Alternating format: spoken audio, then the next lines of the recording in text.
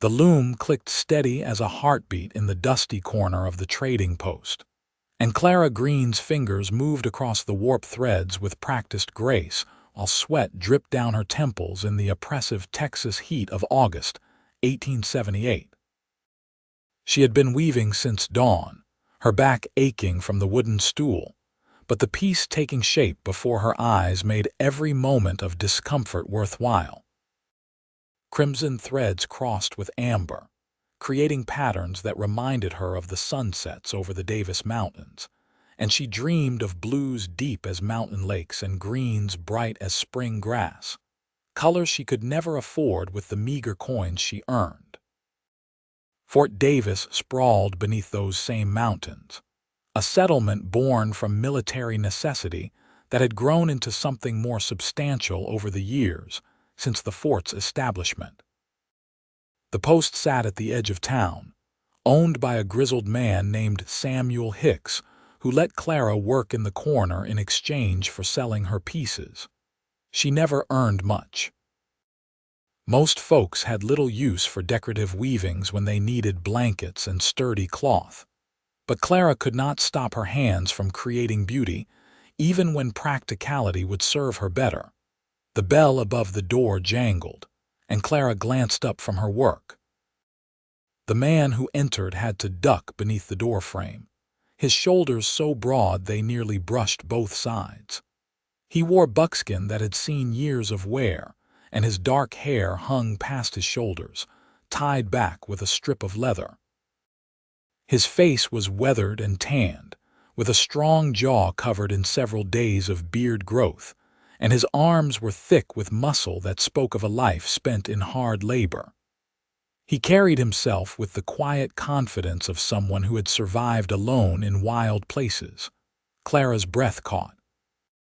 She had seen mountain men before, traders who came down from the high country with furs and stories, but this one was different.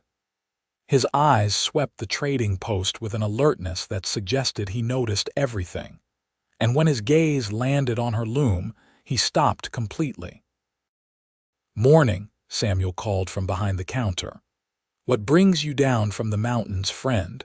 The stranger moved toward the counter, his boots heavy on the wooden floor. "Name's Archer Thompson. Need supplies before I head back up. Flour, coffee, salt, ammunition for my rifle."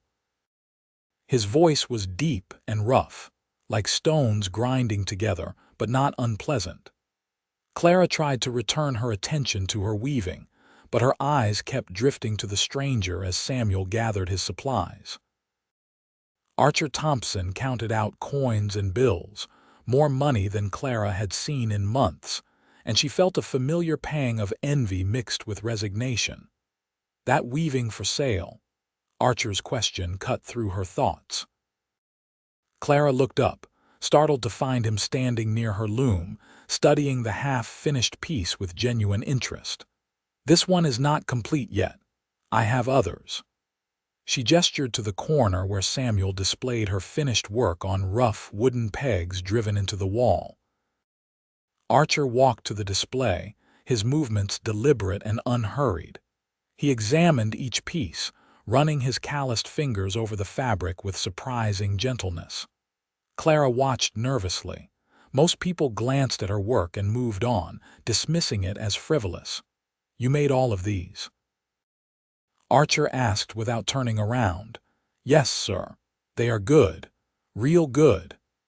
He pulled down a piece she had finished last month, a weaving in shades of rust and cream that depicted the layered rocks of the surrounding landscape. "How much for this one?" Clara named a price that Samuel had told her was fair, though she suspected the old trader took too large a portion for himself. Archer paid without hesitation, tucking the rolled weaving into his pack with care. "The colors," he said, turning to face her fully for the first time. His eyes were gray like storm clouds. "You use what you can get, I reckon." "Yes." Clara's voice came out smaller than she intended. "I make dyes from what grows nearby. Roots and bark, mostly. Some flowers when the season is right." Archer nodded slowly, his gaze moving between her current work and her face. What colors would you use if you could get anything you wanted? The question caught Clara off guard. No one had ever asked her about her dreams before. Blues, she said softly. Deep blues like the sky at twilight. And greens that remind you of pine forests. Rich purples, bright reds, golden yellows. She stopped, embarrassed by her own eagerness. But those dyes cost more than I can afford. Indigo for the blue, Archer said. Madder root for red. What else? Clara stared at him. You know about dyes. Something that might have been a smile tugged at the corner of his mouth. My mother wove. She died when I was young, but I remember watching her. She was always wishing for better colors, too. He adjusted the pack on his shoulders. I will be back through in a few weeks. Maybe I will bring you something.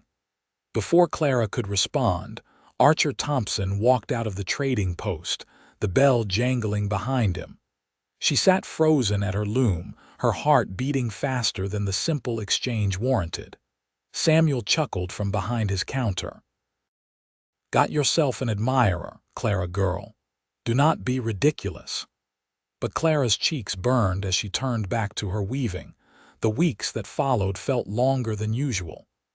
Clara worked on her pieces with renewed energy, imagining what she might create if she truly had access to quality dyes.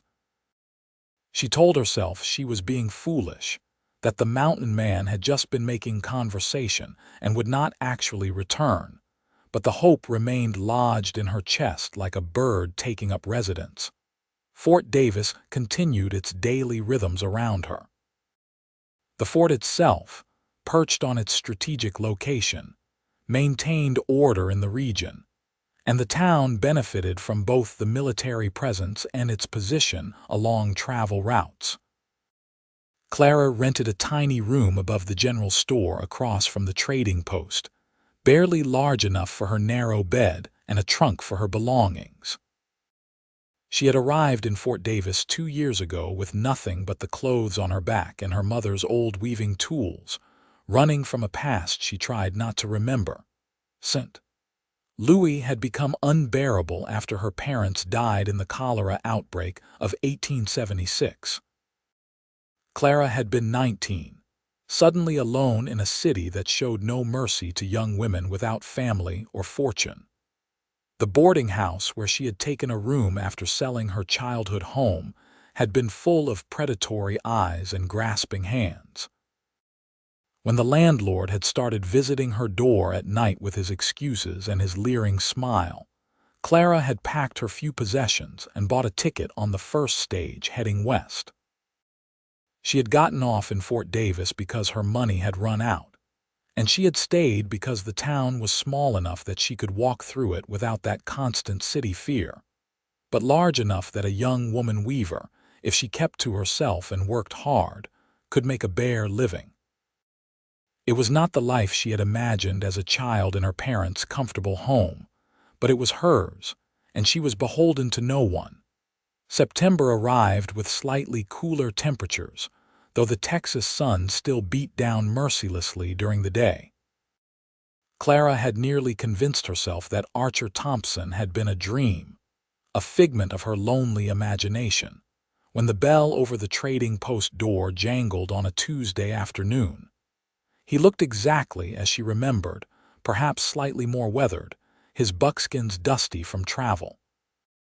This time he carried not just his pack, but several small leather pouches that clinked softly as he set them on the counter near her loom. "Brought you something," he said without preamble, Clara's hands stilled on her work. She stood slowly, her legs stiff from hours of sitting, and approached the counter. Archer opened the pouches one by one, revealing powders and dried materials in shades she had only dreamed about.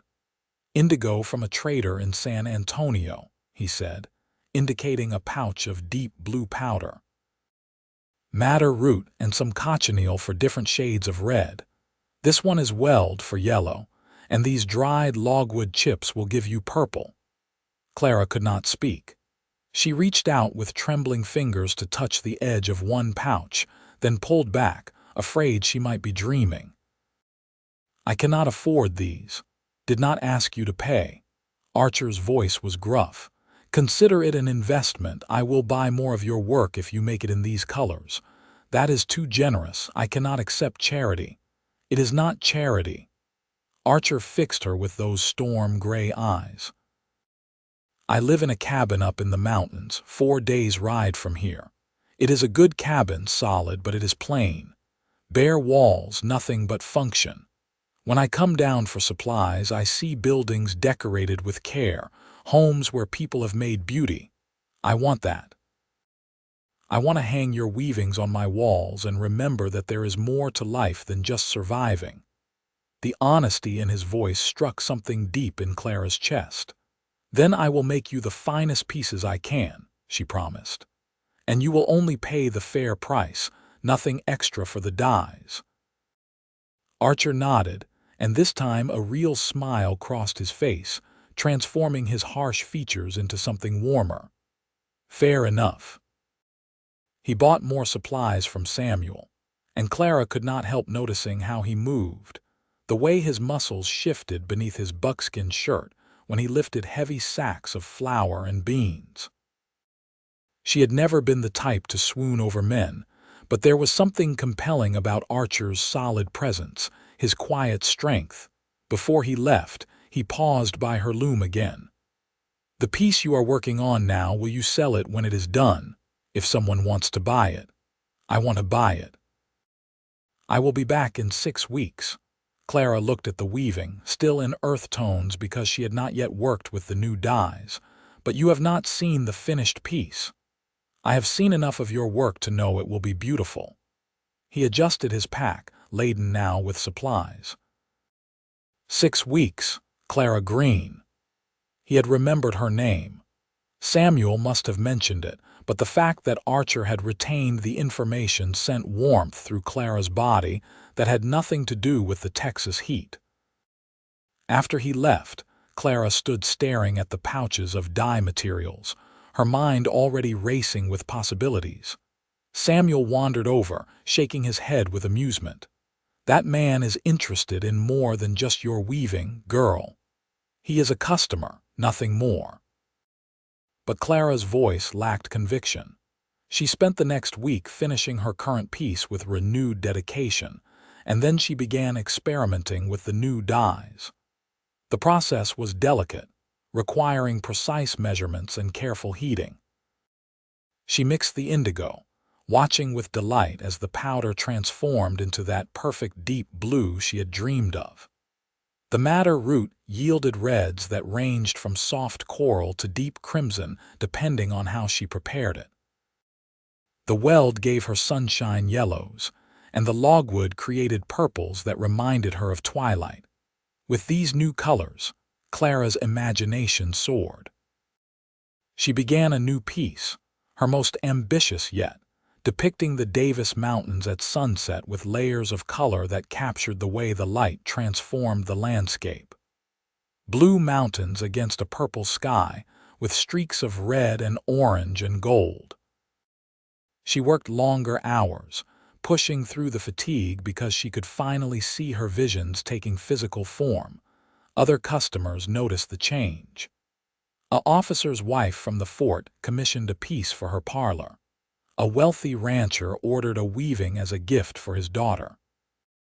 Clara's prices rose slightly, and for the first time since arriving in Fort Davis, she had enough money not just for her basic room and board, but for small luxuries like a new dress and better food. But she thought most about Archer Thompson and the weaving she was creating for him. She poured extra care into every thread, checking and rechecking her work. This was not just another commission. This was something more, though she dared not examine too closely what that meant. The 6 weeks passed with agonizing slowness. Clara found herself watching the door of the trading post more than was reasonable, her heart jumping every time the bell jangled. When Archer finally walked through that door on a chilly October morning, Clara was so relieved she had to grip the edge of her loom to keep from rushing to him like a fool. "You finished it," Archer said, his eyes fixed on the mountain sunset weaving hanging on the wall. Yesterday. Clara stood and walked to the piece, taking it down with careful hands. I hope it pleases you. Archer took the weaving from her, and Clara watched his face as he examined it. His expression was hard to read, but she saw something shift in his eyes, a softening that made her breath catch. It is perfect, he said quietly. Better than I imagined. He paid her, and again the amount of money he carried surprised her. Mountain men who trapped and hunted could make good money if they were skilled and lucky, but Archer seemed to have more resources than most. Clara wondered about his life, about what had driven him to the solitary existence of the high country. I made you something else, Clara heard herself say before she could think better of it. She went to her loom and pulled out a smaller piece she had completed the week before, a runner in shades of blue and green. For your table if you have one, no charge. You gave me the dyes. Archer accepted the runner, his large hands dwarfing the delicate weaving. My table has never had anything this fine on it. He looked at her with an intensity that made Clara's skin prickle. Thank you. It is nothing. It is not nothing. He hesitated, and Clara saw uncertainty cross his features for the first time. I was thinking on my ride down. You ever been up into the mountains? No, I have only seen them from a distance. There are places up there with flowers you would not believe, colors that would give you ideas for your weaving. And in the high valleys, there are plants that make dyes, ones you cannot get in town. He paused, and Clara realized he was nervous. This strong, self-sufficient mountain man was nervous about what he was going to say next. I could take you up there, show you, if you wanted. Clara's heart hammered against her ribs. A young, unmarried woman going into the mountains alone with a man she barely knew would be scandalous by any measure. It could ruin what little reputation she had built in Fort Davis. But looking into Archer's eyes, Clara saw no deception, no ulterior motive beyond the one he had stated. When? She asked. Relief washed over Archer's face. I need to head back tomorrow. I could come back in 2 weeks prepared for a longer trip. We would be gone maybe 4 days total. I would keep you safe, Clara. You have my word on that. Clara thought about her tiny room, her lonely existence, the careful walls she had built around herself since leaving St. Louis. Then she thought about mountains and wildflowers and colors she had never seen. She thought about the way Archer looked at her weaving, the respect in his eyes. She thought about the fact that, for the first time in 2 years, she wanted to trust someone. 2 weeks, she agreed. I will be ready. Archer's smile was like the sun breaking through storm clouds. They made arrangements, practical details about supplies and clothing, but beneath the mundane conversation, Clara felt the weight of the decision she had made. This was more than a trip to gather dye plants. This was opening a door she had kept firmly closed, letting someone into the carefully controlled world she had constructed. After Archer left, Samuel gave her a long look. You sure about this, Clara girl? You do not know that man. I know enough. Clara returned to her loom, but her hands shook slightly as she began a new piece. He is a good man, Samuel. I can feel it. Feelings have led many a young woman astray. Then I will be one more in a long line. Clara smiled despite her nerves, but I do not think I will regret this. The 2 weeks dragged by with the consistency of cold honey. Clara prepared for the trip, buying sturdy boots and having the seamstress adjust a split riding skirt she purchased from a woman leaving town. She told her landlord she would be gone for several days visiting a friend, vague enough to avoid questions. She packed a small bag with essentials and a notebook where she planned to sketch and take notes about the plants they found, her anticipation mixed with anxiety. At 22 years old, Clara had limited experience with men. There had been a boy in St. Louis before her parents died, a sweet fumbling romance that had ended when he took a job in Chicago. Since coming to Fort Davis, she had kept herself apart from the cowboys and soldiers who sometimes showed interest. She had learned in St. Louis that men often wanted things from women, expected things, and she had no intention of becoming beholden or trapped. But Archer felt different. Maybe she was naive to think so, but the way he looked at her weaving, the thoughtfulness of bringing her dyes, the respect he showed, all of it suggested a man who saw her as more than just a pretty face or a convenient target for his desires. When the appointed day arrived, Clara was waiting outside the trading post at dawn, her small pack at her feet. The air was crisp with the promise of autumn, cool enough that she wore a shawl over her shoulders. She heard Archer before she saw him, the sound of hoofbeats on the dusty street. He rode a large roan horse and led a smaller mare, both animals well cared for and strong. Archer dismounted with easy grace despite his size. "Morning, you ready?" "As ready as I will ever be." Clara eyed the mare with some trepidation. "I should tell you I am not the most experienced rider." "Daisy is gentle. She will take care of you." Archer helped Clara secure her pack to the saddle, then offered his hands to boost her up. The brief touch of his palms against her waist sent heat through Clara's body. She settled into the saddle, adjusting her split skirt, and took the reins with what she hoped was a competent grip. They rode out of Fort Davis as the sun painted the eastern sky in shades of rose and gold. Archer set an easy pace, checking frequently to make sure Clara was managing. The first hour was uncomfortable as Clara's body adjusted to the motion of the horse, but gradually she relaxed into the rhythm.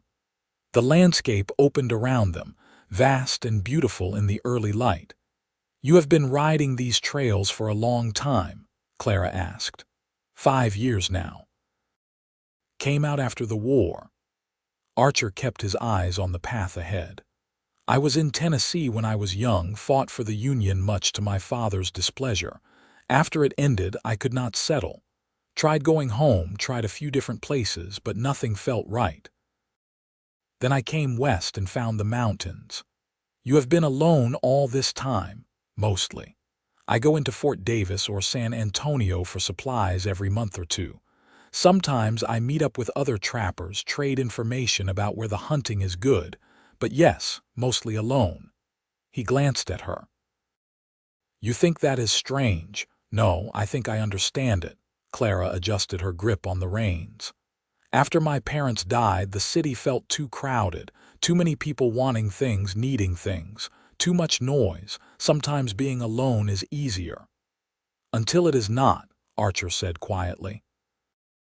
They rode in comfortable silence for a while. The trail climbed gradually into the foothills, and Clara marveled at how the landscape changed. Scrub brush gave way to scattered juniper and oak. Birds called from the trees, and once they spotted a small herd of deer watching them from a distance. Around midday, Archer led them to a small spring where they watered the horses and ate the lunch he had packed. Dried meat, hardtack, and apples that must have cost him dearly. Clara sat on a flat rock, grateful for the chance to stretch her legs. "How much further to your cabin?" she asked. "Another full day and a half of riding. We will camp tonight, reach my place tomorrow evening." Archer bit into an apple, the sound sharp in the quiet. "You holding up all right?" "Better than I expected, actually." Clara smiled. "Daisy is a good horse. You were right about her." "I am usually right about horses. People are harder to figure." He studied her with those gray eyes. "You ran from something in St. Louis." It was not a question. Clara stiffened, defensive walls rising automatically. "What makes you say that, the way you hold yourself?" "Always watchful, like you are waiting for something bad to happen. I recognize it because I do the same thing." Archer tossed his apple core into the brush. "You do not have to tell me about it. I am not asking. I just want you to know that whatever you are running from, it is not here." Clara's throat tightened with unexpected emotion. She blinked hard, refusing to cry. "Thank you for that." They continued riding after their rest, and the trail grew steeper. Clara's thighs ached and her back protested, but she gritted her teeth and kept going. Archer noticed, because he seemed to notice everything, and he stopped more frequently than was probably necessary, giving her chances to recover without making it obvious. As the sun began to set, they reached a level area surrounded by tall pines. Archer declared it a good spot to camp. He helped Clara down from her horse, his hands steadying her when her legs wobbled. She was mortified by her weakness, but Archer just smiled. "First day is always the hardest. Tomorrow will be better." He set up camp with efficient movements, clearly the result of years of practice. He tended to the horses first, making sure they were rubbed down and hobbled where they could graze. Then he built a small fire and put on a pot of coffee. Clara tried to help, but she was so sore and tired that she mostly just watched, impressed by his competence. "I have bedrolls for both of us," Archer said, pulling blankets from his pack. "You take this spot here close to the fire. I will be on the other side." Clara appreciated the respectful distance. She settled onto her bedroll, groaning as her abused muscles protested. Archer handed her a cup of coffee and a plate of beans and bacon he had cooked over the fire. The food was simple but delicious, or maybe she was just hungry from the long day. "Tell me about your weaving," Archer said as they ate. "When did you start?" "My mother taught me when I was a girl." She was not a professional weaver, but she knew the basics, and I took to it immediately. There was something about the process that calmed me, watching the patterns emerge, controlling the colors and textures. Clara sipped her coffee, the bitter heat warming her from the inside. After she died, weaving was the only thing that made sense. I could lose myself in it for hours. Your father, he did not mind you pursuing it. He encouraged it, actually. He was a bookkeeper, practical to his core, but he loved that my mother and I had this creative outlet. He used to say that beauty was what made life worth living, not just money or success. Clara's voice softened with memory. When the cholera took them both within a week of each other, I sold everything except my weaving tools. I could not part with those. I am sorry for your loss. Archer's voice was gentle. Losing your parents young, it changes you. Did you lose yours young too? My mother, yes. She died when I was 12. My father lived longer, but we had become strangers by then. He remarried a woman who had no use for me, and I left as soon as I was old enough. Archer stared into the fire. The mountains have been a better family than blood ever was. They talked into the night, sharing pieces of their histories, building understanding between them. Clara found herself opening up in ways she had not with anyone since her parents' deaths. There was something about Archer's steady presence, the way he listened without judgment, that made her feel safe. Eventually, exhaustion claimed them both. Clara lay in her bedroll, staring up at stars brighter than any she had seen in St. Louis. She could hear Archer's breathing from across the fire, steady and reassuring. Despite being miles from civilization with a man she barely knew, Clara felt more at peace than she had in years. The next morning brought new aches as Clara mounted Daisy again, but Archer had been right. Her body was adjusting. They rode higher into the mountains, and the landscape became more dramatic. Rocky outcroppings and deep valleys, rushing streams and stands of aspen that shimmered gold in the sunlight. Clara's fingers itched for her loom, her mind already translating the scenes into patterns and colors. "There," Archer said, pointing to a hillside covered in purple flowers. "That is mountain larkspur. Careful with it because it is poisonous, but you can make a blue dye from the petals." They stopped so Clara could gather samples, carefully pressing flowers into her notebook and taking notes about where they grew and in what conditions. Archer helped her, his large hands surprisingly gentle with the delicate plants. He showed her wild indigo growing near a stream and a type of lichen on rocks that would yield purple dye. "You know so much about this," Clara said, amazed. "Did your mother teach you some of it?" "The rest I learned from an old mescalero woman I met my first year in the mountains. She taught me which plants were useful, which were dangerous. She said knowledge should not die just because people did." Archer's expression grew distant. "She died 2 years ago. I still miss her wisdom." They reached Archer's cabin as the sun was setting on their second day of travel. It sat in a high valley, backed by a cliff face that provided shelter from the wind, with a clear stream running nearby. The cabin was solidly built from pine logs, larger than Clara had expected, with a covered porch and a stone chimney.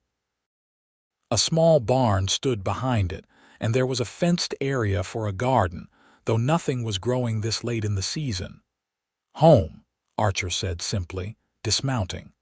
Clara slid down from Daisy, her legs much steadier than the day before.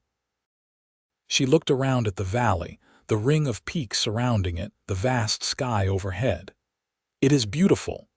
Come on, I will show you inside." The cabin's interior was neat and clean but sparse, exactly as Archer had described. A large bed frame with a thick mattress dominated one corner. A sturdy table and 2 chairs sat near the fireplace. Shelves held supplies and tools, and hooks on the walls hung clothing and equipment.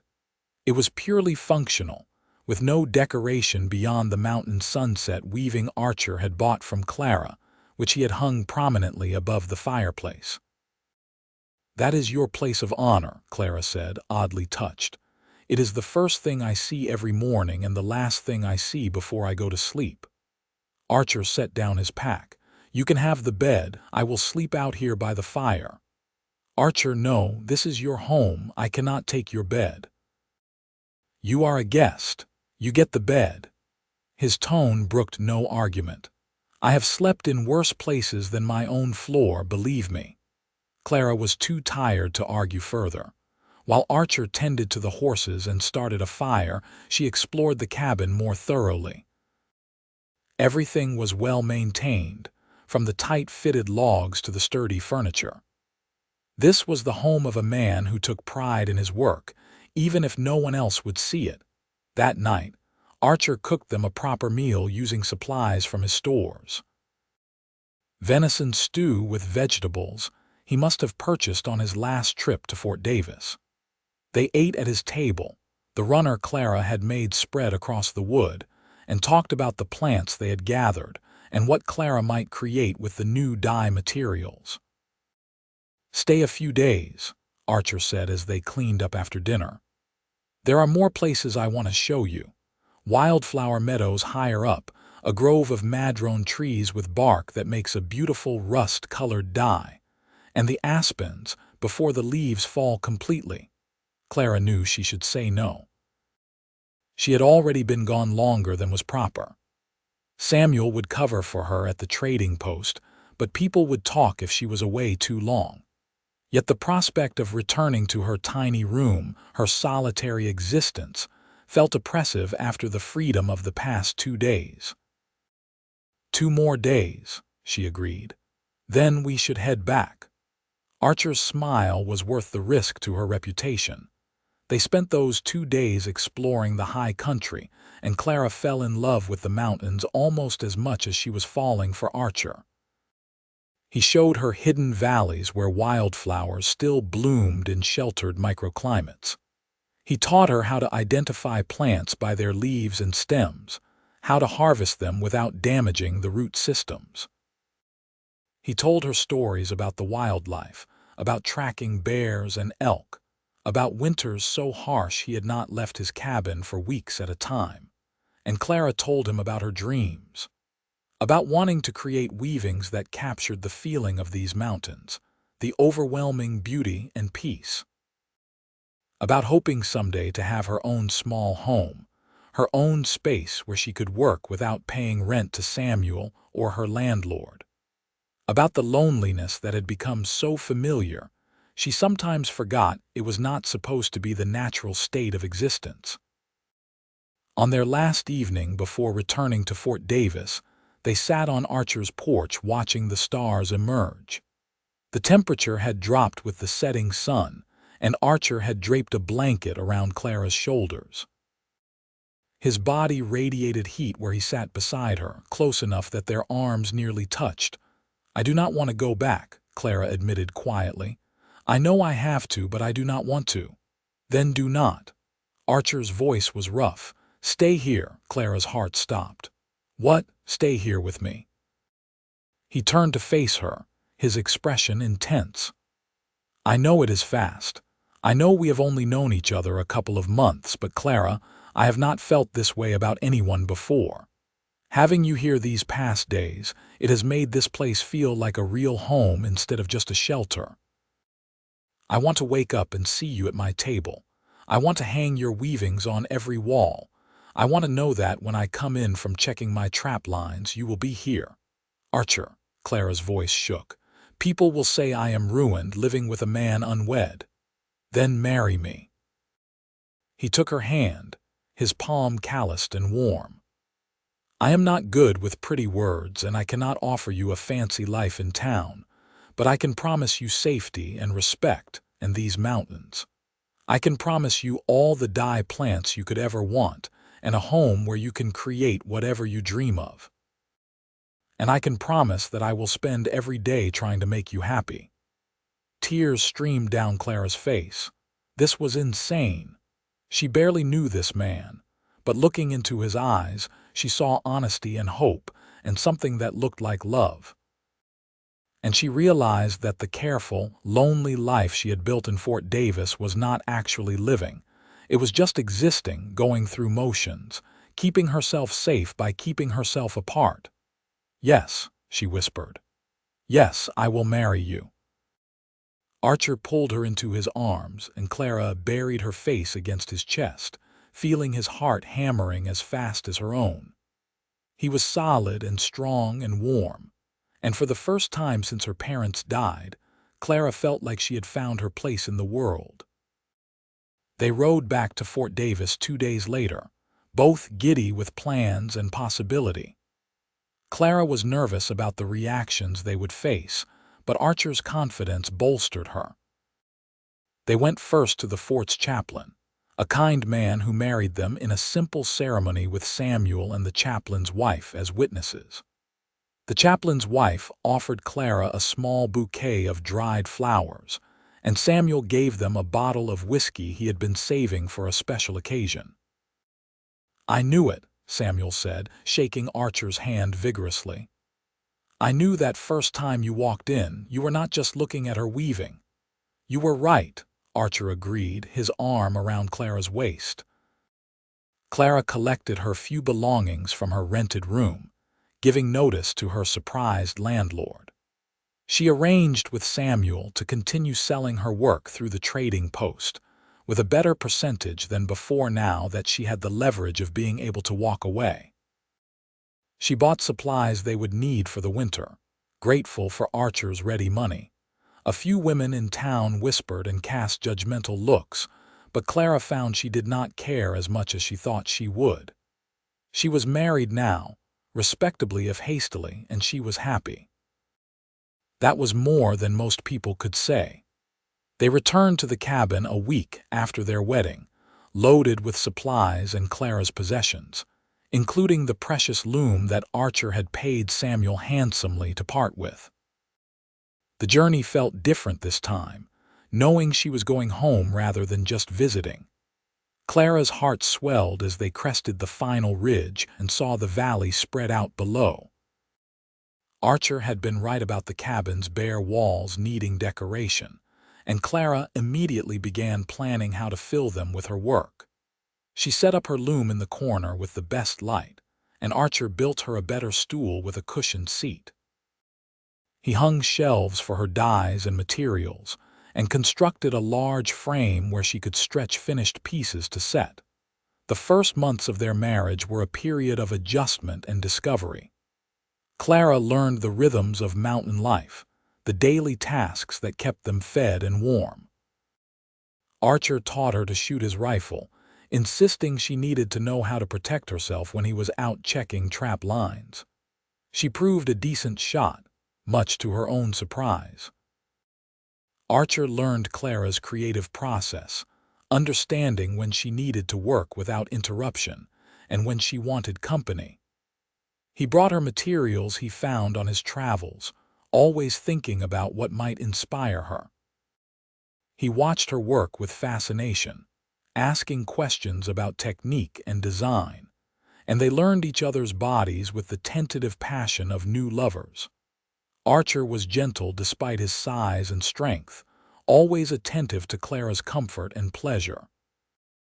Clara, who had been anxious about the physical aspects of marriage, found herself responding to him with an eagerness that surprised them both. Their nights were filled with soft words and tangled limbs, and the kind of intimacy Clara had never imagined possible. Winter came to the mountains with dramatic force.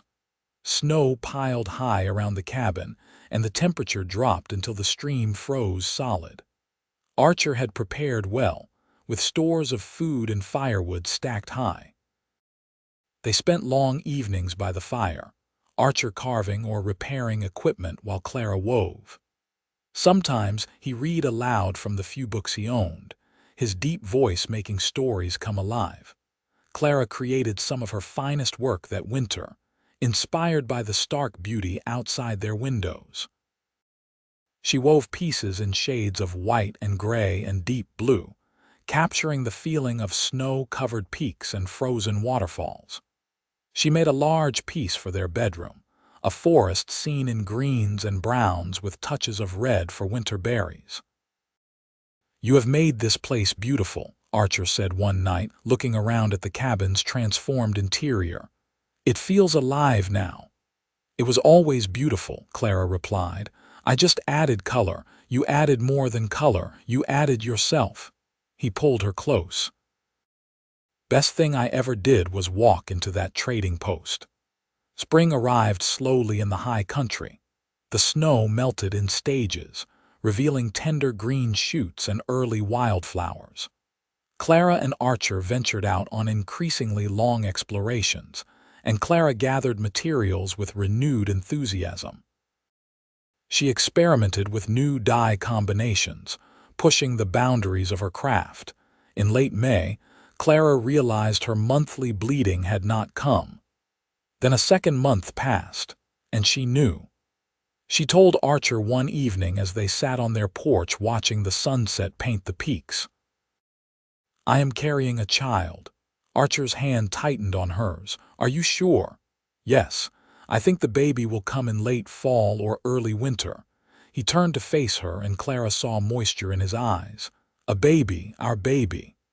He placed his large hand gently on her still flat stomach. "Are you happy about this?" "Terrified and happy," Clara admitted. "Are you?" "More than I can say." He kissed her softly. "We will need to make changes. Build a cradle, stock up on supplies. You should see a doctor in Fort Davis." They made the trip to town the following week, and the doctor confirmed Clara's condition. He cautioned her about the difficulties of giving birth so far from medical help, but Clara was determined. This was her home now, and she wanted her child born here. The summer passed in a blur of preparation. Archer built a beautiful cradle from pine, carving delicate designs into the wood. Clara sewed tiny clothes and blankets, marveling at how small they were. Her body changed, her belly swelling with new life, and Archer treated her with such tender care that Clara sometimes cried from the overwhelming love she felt. She continued weaving, though the growing baby made sitting at the loom increasingly uncomfortable. She created a special piece for the baby's room, which was really just a corner of the cabin they had sectioned off with a curtain. The weaving depicted the valley in springtime, with wildflowers and new leaves, a celebration of growth and new beginnings. In October, Archer rode to Fort Davis and convinced an older woman named Mrs. Patterson, who had experience as a midwife, to come stay with them for a few weeks. The woman was competent if a bit stern, and she immediately began organizing the cabin for the coming birth. "Your man did right bringing me," Mrs. Patterson told Clara. "First babies can be tricky, especially for small-framed women like yourself." Clara tried not to let the words frighten her. She had seen too many women in St. Louis die in childbirth, had lost friends to the dangers of bringing new life into the world. But she had Archer, and she had Mrs. Patterson, and she had her own determination to survive. The labor began on a cold November night. Clara woke to cramping pains and knew immediately what was happening. Archer fetched Mrs. Patterson from where she slept in the barn loft, and the long ordeal began. The pain was worse than Clara had imagined, waves of agony that left her gasping and crying out. Archer stayed by her side despite Mrs. Patterson's insistence that men usually waited outside, his hand gripping Clara's while she squeezed hard enough to bruise. "You can do this," he murmured into her hair. "You are the strongest person I know. Just a little longer." Hours passed in a haze of pain and effort. Clara thought she might die, thought the baby might die, thought they might both perish in this cabin so far from anywhere. But then Mrs. Patterson was saying, "Push, girl, push now." And Clara bore down with the last of her strength and felt something give way. The baby's cry filled the cabin, thin and angry and beautiful. Mrs. Patterson wrapped the infant in a clean cloth and handed the bundle to Clara. "A boy, a healthy boy." Clara looked down at her son's red face, his tiny fists waving, and felt love so fierce it took her breath away. Archer leaned over them both, his eyes wet with tears, and placed a gentle finger against the baby's cheek. "He is perfect," Archer whispered. "You did it, Clara. You did it." They named him Adam after no one in particular, just because they both liked the strength of the name. Adam Thompson, born in a cabin in the Texas mountains to parents who loved him before he even existed. The months after Adam's birth were exhausting and wonderful. Clara had never been so tired, never had so little time for her weaving, but she had never been happier. Watching Archer with their son filled her with contentment. He was so gentle with the baby, this huge, strong man cradling the tiny infant with infinite care. He sang to Adam old songs from his childhood and told him stories even though the baby could not possibly understand. Clara wove when she could, often with Adam in a sling on her back. She created pieces that reflected her new life, incorporating symbols of family and home. The trading post in Fort Davis sold her work faster than she could produce it, and her reputation grew. People began commissioning specific pieces, willing to wait months for a Clara Thompson original. As Adam grew, the cabin filled with the sounds of childhood. His first laugh, his first words, the patter of unsteady feet as he learned to walk. Archer made him wooden toys, and Clara sewed him clothes from soft fabric. They were not wealthy by any means, but they had enough, and what they had felt rich beyond measure. When Adam was 2, Clara became pregnant again. This time she was less frightened, more confident in her body's ability to bring forth life. The pregnancy was easier than the first, and when the time came in the spring of 1882, she labored for only a few hours before delivering a daughter they named Alice. Alice had Clara's dark hair and Archer's gray eyes, and from birth she was a calm, observant child. Clara joked that she had been so overwhelmed by Adam's energy that God had given her an easy second baby out of mercy. Archer adored his daughter with the fierce protectiveness of a father with a little girl. The years passed with the steady rhythm of seasons and family life. Adam grew into a sturdy boy who loved following his father into the mountains. Alice proved to have her mother's artistic eye, though she preferred drawing to weaving. The cabin expanded as Archer added a second room, giving the children their own space. Clara's work evolved and matured.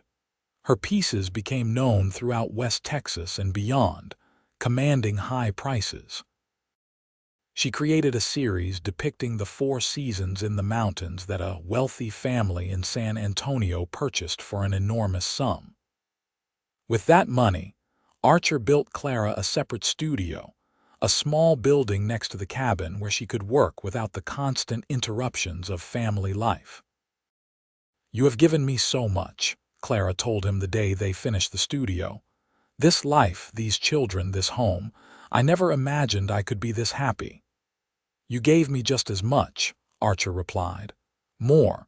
You took a lonely man living in a cabin and gave him a family. You filled empty walls with beauty and empty rooms with laughter. You gave me purpose beyond just surviving." They stood together watching their children play in the meadow, Adam showing Alice how to catch frogs in the stream. The mountains rose around them, and the sky stretched impossibly blue overhead. Clara's latest weaving hung on the cabin wall, visible through the window, a piece depicting this very scene, the family they had built together. As their 10th wedding anniversary approached in 1888, Clara and Archer decided to make the trip to Fort Davis as a family. It had been years since they had all gone down together. Usually Archer went alone or took one child while Clara stayed with the other. But both children were old enough now for the journey, Adam 9 years old and Alice 6. Fort Davis had grown considerably since Clara had first arrived. The fort itself was still active, though there was talk it might eventually close as the region became more settled. The town had spread, with new buildings and businesses, even talk of a telegraph line being extended. Samuel had passed away 2 years prior, and the trading post now belonged to his nephew, a shrewd young man who still displayed Clara's work prominently and took a fair percentage. People recognized them as they rode into town, calling greetings and admiring the children. Clara felt a surge of pride. These were her people now, this hard-scrabbled community that had given her a chance when she had nothing. She had made a life here in these mountains and valleys, and it was a good life. They stayed in town for several days, restocking supplies and allowing the children to experience the excitement of a settlement larger than their isolated valley. Adam was fascinated by the fort and the soldiers, while Alice spent hours studying the few store displays, memorizing colors and arrangements. On their last evening, they attended a dance at the community hall. Clara wore a dress she had made herself, dyed in shades of blue that matched the mountain sky. Archer wore his best shirt, his long hair tied back neatly. They had scrubbed the children until they shone, and both Adam and Alice were beside themselves with the thrill of staying up late and seeing so many people. As the fiddle music started and couples began to dance, Archer offered Clara his hand. They moved together across the floor, his lead steady and sure despite his size. Clara remembered the first time she had seen him duck through the trading post door, how he had looked at her weaving with such interest. She remembered the journey to his cabin, the proposal under the stars, the years they had built together. "What are you thinking about?" Archer asked, his voice low. "How lucky I am, how lucky we are." Luck had nothing to do with it. He pulled her closer. "This was choice, Clara. Every day we choose each other. We choose this life." "Then I choose you," Clara said softly. "Today and every day after." They danced until the children started yawning, then walked back to the boarding house under a sky full of stars. Adam held Archer's hand, chattering about everything he had seen. Alice rode on Clara's hip, already half asleep. This was family, Clara thought. This ordinary, extraordinary moment of being together. The years continued their march. Clara and Archer grew older, their bodies bearing the marks of hard work and mountain life. Gray threaded through Archer's dark hair, and lines creased the corners of Clara's eyes. But they were healthy and content, their love deepening with each passing season. Adam proved to have his father's affinity for the wilderness. By the time he was 15, he could track and hunt as well as Archer, and he spoke seriously about becoming a guide for wealthy people who wanted to experience the mountains. Archer encouraged him, proud of his son's capabilities. Alice remained more artistic, though she also loved the mountains. She learned weaving from Clara and developed her own style, incorporating more geometric patterns than her mother's naturalistic designs. Mother and daughter worked side by side in the studio, sometimes in comfortable silence, sometimes talking for hours. In 1895, when Clara was 37 and Archer 42, they welcomed an unexpected third child, another boy they named Andrew. His birth brought renewed energy to the household, and Adam and Alice doted on their baby brother. Clara joked that she was getting too old for babies, but her face glowed with maternal happiness. The cabin had grown over the years into a proper home, with multiple rooms and a covered porch that wrapped around two sides. Every wall held Clara's weavings, an explosion of color and pattern that made the space feel alive. Visitors who made the trip up to commission work, or simply see the legendary Clara Thompson pieces, always remarked on how the home reflected its inhabitants, beauty and strength intertwined. Archer still hung Clara's work with pride, carefully selecting where each piece would go, making sure the lighting showed off the colors. He had kept every promise he had made that night on the porch when he proposed.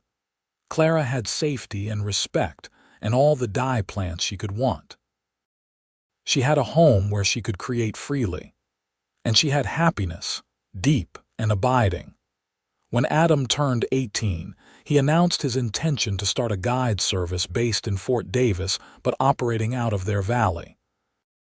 Archer helped him build a small cabin of his own on the edge of their property, and father and son worked together to establish the business.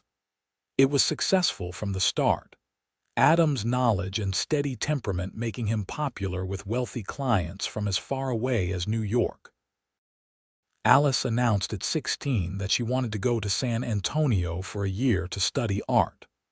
Clara was hesitant to let her daughter go so far away, but Archer supported the idea.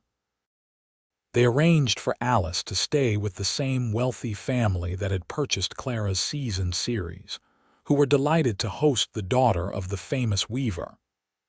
Alice left in the fall of 1897, and the cabin felt emptier without her bright presence. Andrew was growing up in a household of adults, as Adam was often away guiding and Alice was in San Antonio. But he was a cheerful, self-sufficient child who loved helping his mother in the studio and listening to his father's stories. He had inherited Archer's gray eyes and Clara's artistic soul, and they wondered what path he would choose when he was older. The new century arrived with little fanfare in their mountain valley. Clara and Archer sat on their porch on New Year's Eve 1899, watching the stars and reflecting on the decades they had shared. They were in their 40s now, with adult children and a life fully lived. The century that had seen so much change was ending, and a new one was beginning. "We have done well," Archer said, his arm around Clara. "Built something real." "We have." Clara leaned into his solid warmth.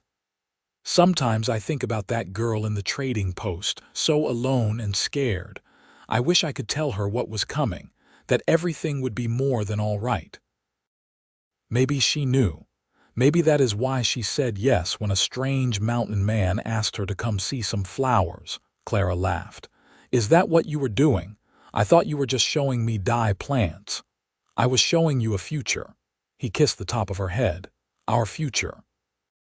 Alice returned from San Antonio in the spring of 1900, full of new ideas and techniques. She had grown into a confident young woman, and she immediately began incorporating what she had learned into her work. Mother and daughter collaborated on pieces that blended their styles, creating something entirely new. That summer, Alice began courting a young man from Fort Davis, the son of the town's blacksmith. His name was Michael Foster, and he was steady and kind, traits that reminded Clara of Archer. Alice brought him up to meet the family, and after a nervous dinner where Michael barely spoke, he asked Archer's permission to court Alice properly. Permission was granted, and by fall they were engaged. The wedding took place in Fort Davis in November 1900, a beautiful ceremony in the same chapel where Clara and Archer had married 18 years earlier. Alice wore a dress Clara had made, decorated with embroidery Alice had done herself. Michael looked terrified and proud in equal measure. Adam stood as one of the witnesses, tall and capable at 22. Andrew, now 8, fidgeted through the ceremony but beamed with pleasure at seeing his sister so happy. After the wedding, Alice and Michael settled in Fort Davis where Michael would take over his father's smithy. It was the first time one of Clara's children had chosen to live away from the mountain valley, and Clara felt the bittersweet pang of watching her daughter begin her own life. But they were only a few days' ride away, and Alice promised to visit often. Adam, meanwhile, showed no signs of settling down. His guide business kept him busy through the warmer months, and in winter he helped Archer with trapping. He brought young women to meet his parents occasionally, but none of them seemed to stick. Clara suspected her eldest had inherited more of his father's solitary nature than he wanted to admit. Andrew was growing into a thoughtful, artistic boy. He showed talent in drawing and painting as well as weaving, and he spent hours creating detailed sketches of the mountains and wildlife around their home. Clara encouraged him, grateful that at least one of her children seemed content to stay close. The years of the early 1900s brought changes to the region. The fort at Fort Davis was decommissioned in 1891, but the town continued to grow as ranching and farming expanded. New technologies crept into even remote areas. Adam bought one of the new Kodak cameras and took photographs of his guided trips, using them to advertise his business. Archer grumbled about the pace of change, but Clara found herself fascinated by the new century's possibilities. She incorporated new synthetic dyes that became available, brilliant colors she could never have achieved with natural materials alone. Her work evolved, becoming bolder and more experimental while still retaining the essential quality that made it recognizable as hers. In 1905, when Clara was 47 and Archer 52, they became grandparents. Alice gave birth to twin girls, Emma and Elizabeth, and the family gathered in Fort Davis to meet the new additions. Clara held her granddaughters and felt the circle of life completing itself. She had been a young woman alone and afraid, then a wife and mother, and now a grandmother with a legacy that extended beyond her weavings. Andrew, now 13, was fascinated by his baby nieces. He drew detailed portraits of them, capturing their tiny features with remarkable skill. Alice joked that her son would be the family's official artist, documenting them all for future generations. Adam surprised everyone later that year by arriving at the Valley cabin with a young woman he introduced as Sarah Jennings. Sarah was the daughter of a wealthy rancher from near El Paso, someone Adam had guided on a hunting trip. She was tall and confident, with sun-streaked hair and a direct way of speaking that Clara immediately liked. More surprisingly, Sarah seemed genuinely smitten with Adam, and he with her. "I know this is sudden," Adam said at dinner that night, "but I would like to marry Sarah. With your blessing, of course." Archer and Clara exchanged glances. Their son was 27, old enough to make his own decisions, but this was indeed sudden. Yet looking at Adam and Sarah together, seeing the way they looked at each other, Clara recognized something familiar. "You love her?" Clara asked directly. "Yes, Mother, very much. And you, Sarah, do you love my son?" Sarah met Clara's eyes without hesitation. "I do, Mrs. Thompson. I know we have not known each other long, but I have never been more certain of anything." "Then you have our blessing," Archer said. "Welcome to the family, Sarah." They married quickly, and Sarah proved herself more than capable of handling mountain life despite her privileged upbringing. She and Adam built a larger house near his original cabin, and she began helping him run the guide business, handling bookings and correspondence. Their partnership was both romantic and professional, and it thrived. The family grew and evolved. Alice and Michael had 3 more children after the twins, filling their home with noise and laughter. Adam and Sarah had 2 sons in quick succession, boys who grew up as comfortable on horseback as walking. Andrew remained at home through his teenage years, helping his parents and developing his art. Clara's weaving had become legendary throughout Texas and the surrounding territories. Museums inquired about purchasing pieces for their collections. Wealthy patrons commissioned major works. She could have moved to a city, set up a proper studio, become truly famous, but Clara never considered it seriously. Her life was here in these mountains with Archer. "You ever regret it?" Archer asked her one evening as they sat on their porch, a ritual they had maintained for over 25 years. "Staying here instead of pursuing bigger opportunities?" "Never." Clara took his hand, noting the way both their hands showed age now, spotted and veined. "Everything I need is here. My work, my family, my home. What more could I want?" "Nothing, I hope." He squeezed her fingers. "Because I cannot imagine this life without you in it." In 1910, tragedy touched their family when Alice's husband Michael died suddenly from a heart ailment. He was only 38, and his death devastated Alice and her 5 children. The family rallied around them, with Clara spending weeks in Fort Davis helping with the children and the practical matters of death. Archer convinced Alice to move back to the valley, at least temporarily, so she would not be alone in her grief. Alice and her brood moved into Adam's old cabin, which he and Sarah no longer used. The valley became more crowded, but Clara loved having her daughter and grandchildren close. She watched Alice work through her grief, saw her gradually return to her weaving and art. Strength ran in their family, the ability to endure and persist. Andrew, now 18, surprised everyone by announcing he wanted to go to Austin to study at the university. He wanted to learn formal artistic techniques, to see what the wider world had to offer. Clara's heart ached at the thought of her youngest leaving, but she understood the pull of education and opportunity. "I will come back," Andrew promised as he prepared to leave. "This is my home. But I need to see what else is out there." "I know," Clara said, embracing him. "Your father left Tennessee to find his place. I left St. Louis to find mine. Maybe you need to leave here to understand that this is where you belong." Andrew left in the fall of 1910, and the cabin felt quiet with just Clara and Archer. They were alone together for the first time in over 20 years.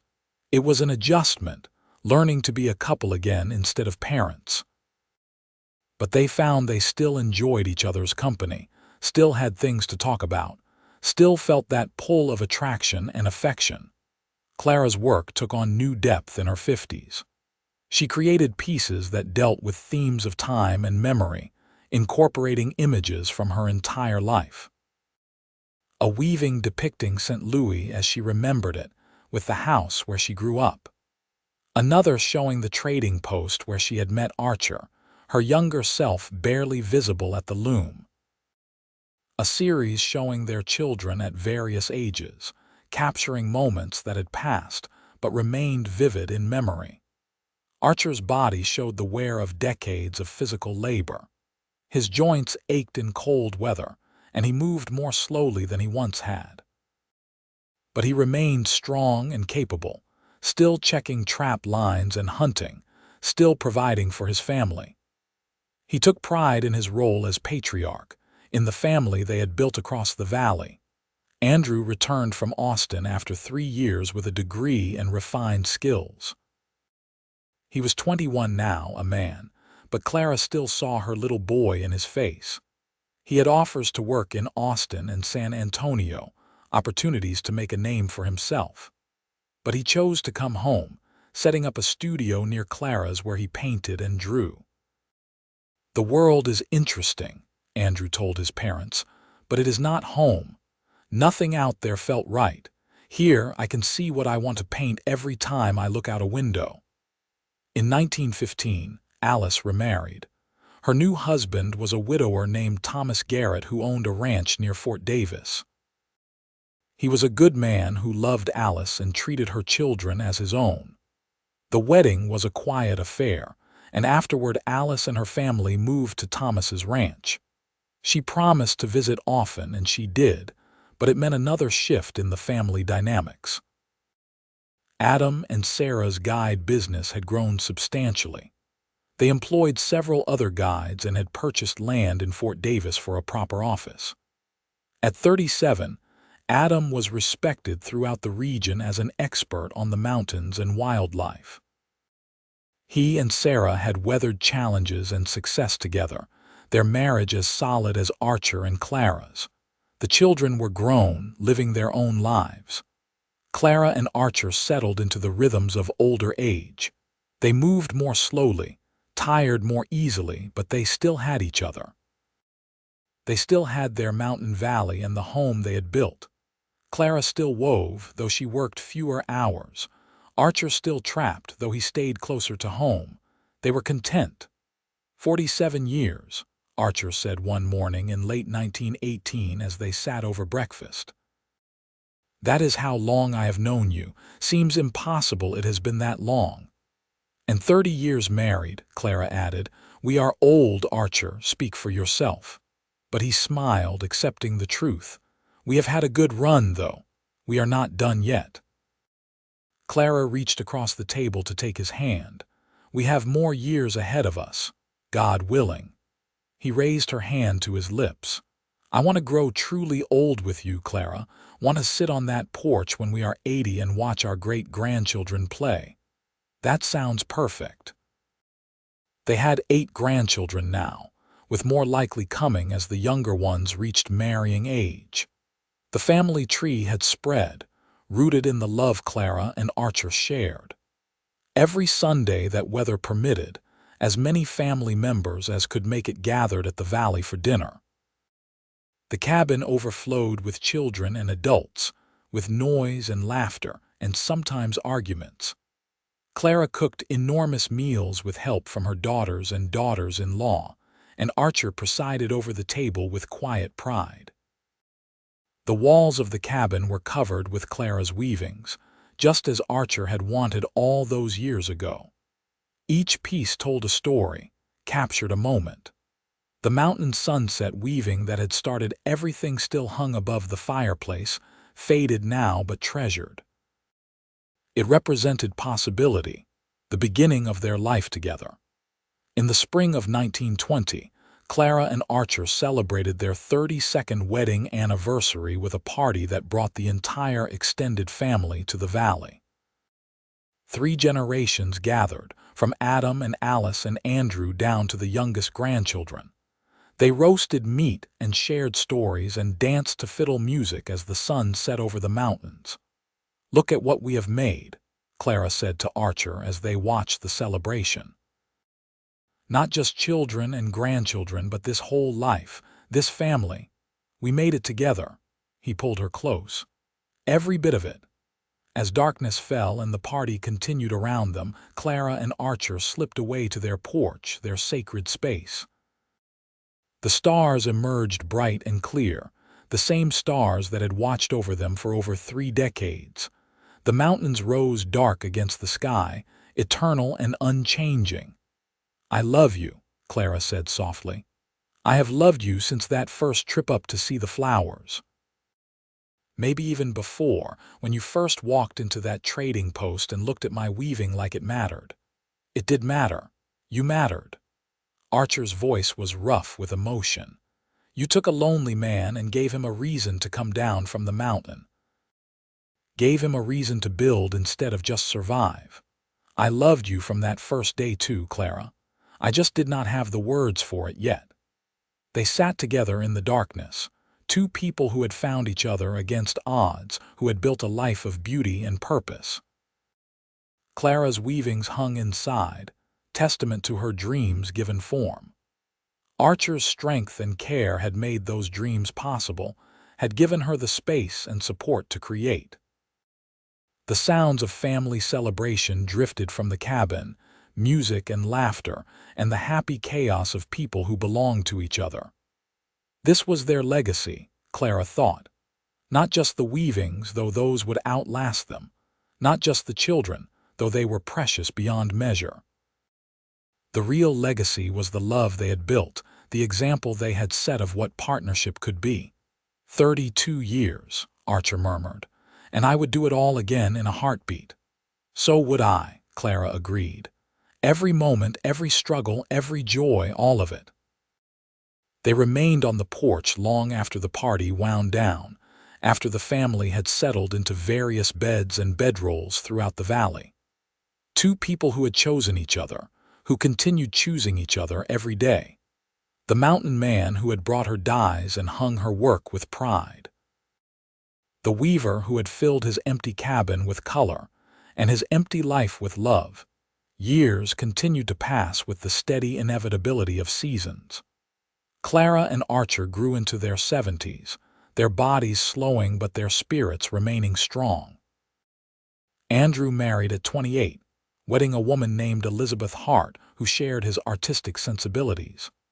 They had 2 daughters in quick succession and lived in Andrew's studio house, close enough that Clara could walk there on good days. The grandchildren grew, and great-grandchildren began arriving. Alice's eldest twins married and started families of their own. Adam and Sarah became grandparents. The family tree that had started with just Clara and Archer now sprawled across multiple generations, all connected to that first decision to trust, to love, to build something together. Clara's weaving slowed as arthritis bent her fingers, but she never stopped completely. She worked on smaller pieces, teaching her granddaughters and great-granddaughters the craft, passing on not just technique but philosophy, the understanding that creating beauty was its own reward. Several of the younger women showed real talent, and Clara took quiet pride in knowing her art would continue. Archer could no longer make the longer trips into the mountains, but he walked the valley daily, checking on things with the careful attention he had always given to his home. His hair was white now, his face deeply lined, but his eyes were still that clear gray, and when he looked at Clara, she saw the same love that had been there from the beginning. They celebrated their 40th wedding anniversary in 1928 with another huge family gathering. The valley was packed with people, 4 generations of Thompsons and their various connected families. Clara and Archer sat in places of honor, surrounded by the evidence of their life's work. The children and grandchildren and great-grandchildren, the weavings on every wall, the solid buildings and tended land. "We did good," Archer said that night as they prepared for bed, his movements slow but steady. "Real good. Yes, we did." Clara sat at her dressing table, brushing out her white hair. "No regrets, only that we will not have 100 more years together." He came up behind her, placing his hands on her shoulders. Their eyes met in the mirror, 2 old people who had loved each other well. "But I am grateful for what we have had. As am I." They climbed into bed, the same bed they had shared for 40 years, and held each other in the darkness. Outside, the mountains stood watch. Inside, the weavings glowed softly in moonlight filtering through windows. This was home, built thread by thread, day by day, choice by choice. In the spring of 1932, Archer suffered a bad fall while out walking, breaking several ribs. The injury healed slowly, and he never quite regained his full strength. Clara nursed him with fierce dedication, and the family rallied around them. Adam arranged his schedule to check on them daily. Alice visited weekly. Andrew was there constantly, helping with tasks Archer could no longer manage. "I am not ready," Archer told Clara one evening that summer. They were on their porch, always the porch, watching sunset paint the peaks. "Not ready to leave you." "Then do not," Clara said firmly, though fear clutched her heart. "Stay with me, I am trying." He squeezed her hand. "God knows I am trying." But age and injury took their toll. Archer weakened through the fall, his body finally giving way after 7 decades of hard use. He remained lucid and present, surrounded by family, holding Clara's hand. "The luckiest day of my life," he said near the end, his voice barely audible, "was when you said yes. To the trip, to the proposal, to all of it. You made my life worth living." Clara Greene Thompson. "And you made mine," Clara whispered through tears. "My love, my heart." Archer Thompson died on a November morning in 1932. 79 years old, in the cabin he had built with his own hands, surrounded by the weavings his wife had created. He was buried in a spot overlooking the valley, and the entire family gathered to say goodbye to the patriarch who had given them all life. Clara grieved deeply, but not hopelessly. She had had 54 years of knowing Archer, 44 of them as his wife. She had his children and grandchildren and great-grandchildren. She had the home they had built together and the mountains he had loved. She had her weaving, her art, her purpose. She continued living in the cabin, though Adam and Andrew both offered to have her move in with them. The space was filled with memories, every corner holding some moment of the life she and Archer had shared. She woke each morning and looked at the mountain sunset weaving above the fireplace, the peace that had started everything, and she remembered being young in a trading post, watching a huge mountain man examine her work with unexpected interest. Clara Thompson lived 5 more years after her husband's death. She spent them creating one final series of weavings, her masterwork. The pieces depicted their life together from beginning to end, a visual narrative of love and partnership. The young weaver and the mountain man, the wedding, the children, the seasons and years, the growing family, the old couple on their porch. The final piece in the series, completed shortly before Clara's death in 1937, showed the valley at dawn, empty of people but full of presence. The cabin sat solid and strong. Weavings hung on every wall. The mountains stood eternal. It was a testament to what they had built, what they had been to each other. Clara Greene Thompson died peacefully in her sleep at 79 years old, in the bed she had shared with Archer, in the home they had made together. She was buried beside him on the hillside, and the family gathered again to mourn and celebrate a woman who had transformed her dreams into reality through color and thread and courage. The cabin remained in the family, passed down through generations. Clara's weavings were preserved, some donated to museums, others kept as precious heirlooms. The story of the weaver and the mountain man became family legend, told and retold, a reminder of what was possible when 2 people found each other and chose to build a life together. The mountains endured, as mountains do. The valley remained beautiful, as valleys do. And the love that had filled that space, that had transformed a simple cabin into a home and a lonely existence into a family, that love remained too. woven into the very fabric of the place, enduring as the peaks, eternal as the sky.